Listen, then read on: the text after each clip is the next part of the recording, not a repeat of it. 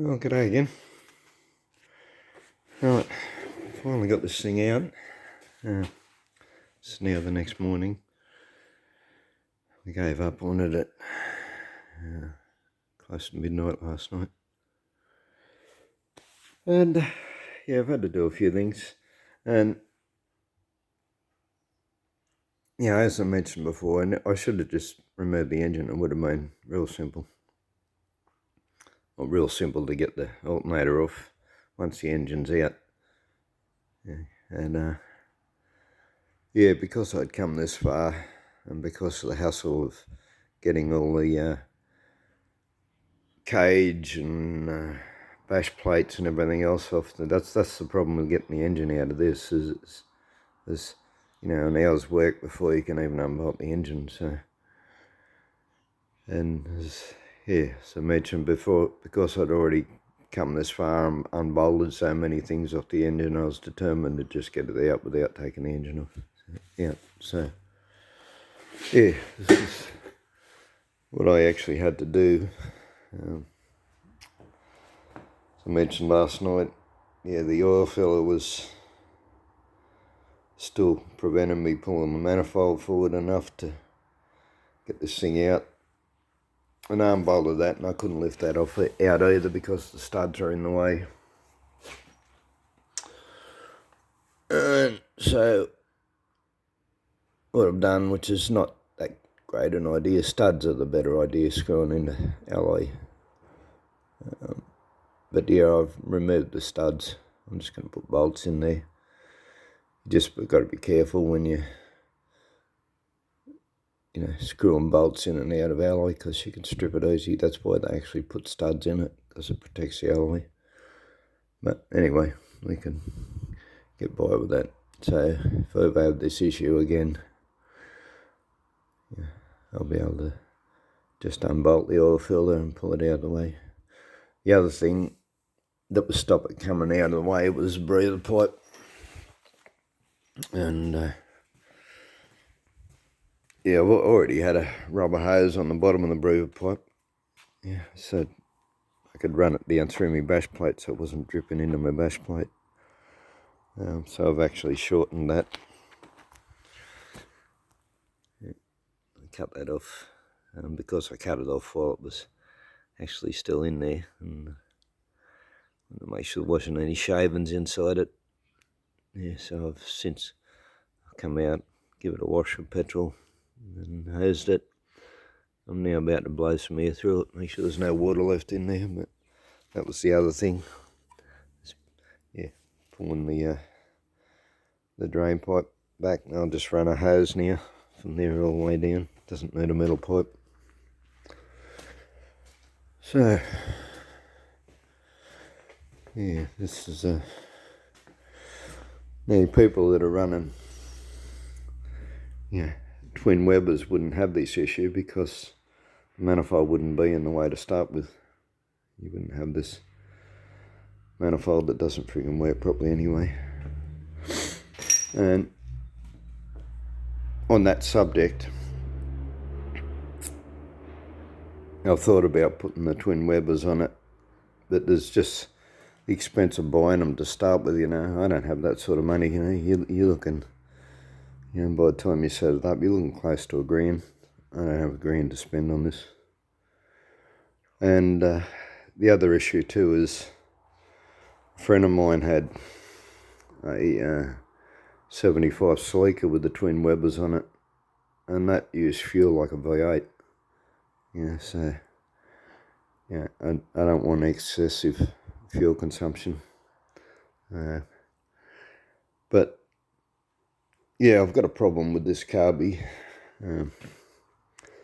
This Solex. I did buy I bought a Chinese replica of a Solex, which didn't work.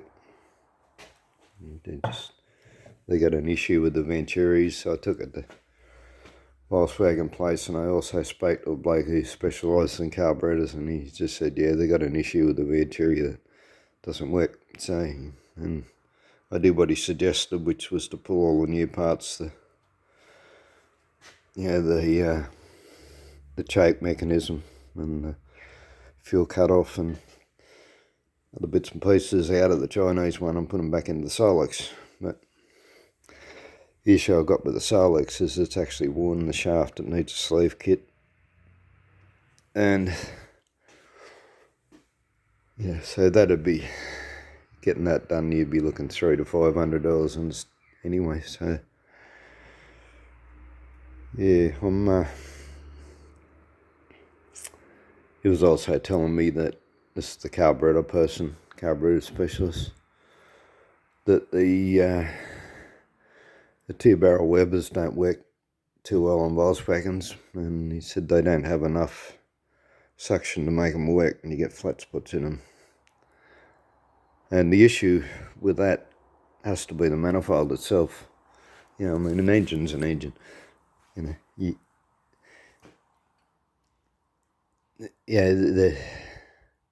it should create enough suction. The only reason you'd not have enough suction is this manifold. And this is a stupid idea, really. I mean, look at the size of your two.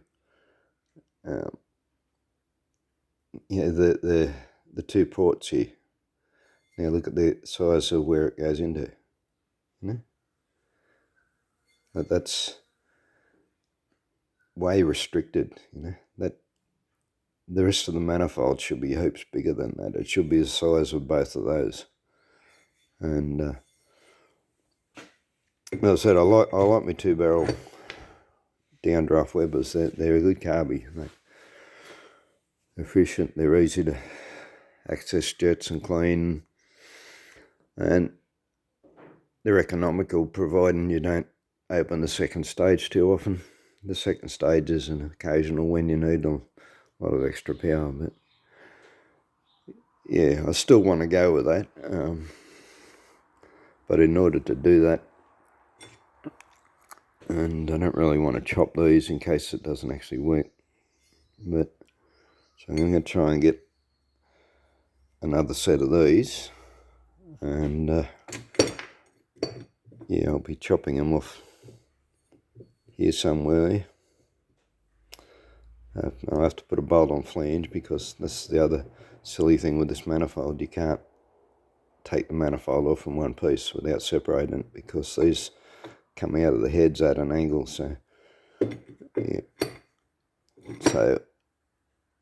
yeah, I'd have to have a bolt up flange here, and then run a bigger manifold up to a square box to sit the 2-barrel Weber on. So that's my plan anyway, is to make another manifold, complete manifold that's big enough to work the 2-barrel Webers. Yeah, single carb. This is the other issue you get with twin carbs. I've had minis with twin carbs, and they're forever getting out of synchro. They work perfect when you got them set up properly, but the synchro gets out continuously, and you always fiddling with them. They become a pain in the bum. So that's the other reason I don't want to go with the twin Webers or twin downdrafts. So but anyway, that's, yeah, I said there's another expense there. I'm probably still looking close to $1,000 by the time I set my welder up for aluminium, and or pay someone else to weld them together. But yeah, I'll still rather do that than get excessive fuel consumption from them running 2 carbs. Anyway, yeah, back to the job at hand. I've got this on there. This is also, I found this had an issue. It's got a chewed up keyway, and so I've put the key in there with a bit of quick metal and bolted that on, and hopefully it'll hold. But yeah, this engine has to come out again at some point. So, because I got an issue in the gearbox, which I created myself, and when I pulled it apart, I didn't do the right adjustment on the selector for first and second, and it'll jump out of first going downhill, and if you push it too hard into second, you'll crunch it. It'll crunch on whatever other gear. So yeah, I've got to pull the gearbox apart again. It also got the mount, the frame mount. Is a little bit twisted from where I altered it for the drive shafts, and you can see, hopefully you can see in here, it's caused the engine to sit up a bit high on one side, and that actually exhaust actually bangs on the cage occasionally, so yeah. And the clutch is starting to fall apart. We got a clutch shutter, so yeah, when I can afford a new clutch and pressure plate, I'll pull the engine out again, pull the gearbox apart, fix that, correct where I've warped the frame so the engine's sitting back in the right place. And yeah, at that stage I might actually, I'll do that in the meantime. I'll pull this alternator apart, see if I can figure out what's wrong with it. I said, I'm pretty certain it's got to do with these loose wires, but yeah, it could just be brushes or something. But yeah, possibly what might happen is I'm probably going to be pulling just the shaft and out of this one and putting it into the other one, just so that I've got a decent keyway. That's the keyway there. But anyway, as I said, I've got this thing on now, so hopefully it works. And yeah.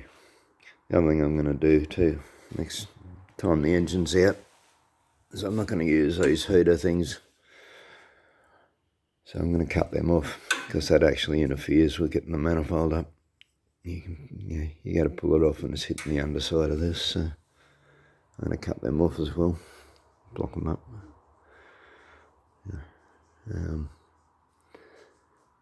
I thought about various ways of heating it. I think I'm just going to go with an electric heater, the Mister. So see how that goes.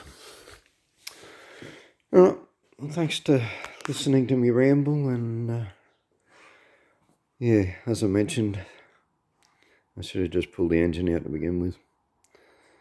But sometimes, yeah, you try to make things easier and you end up making it harder.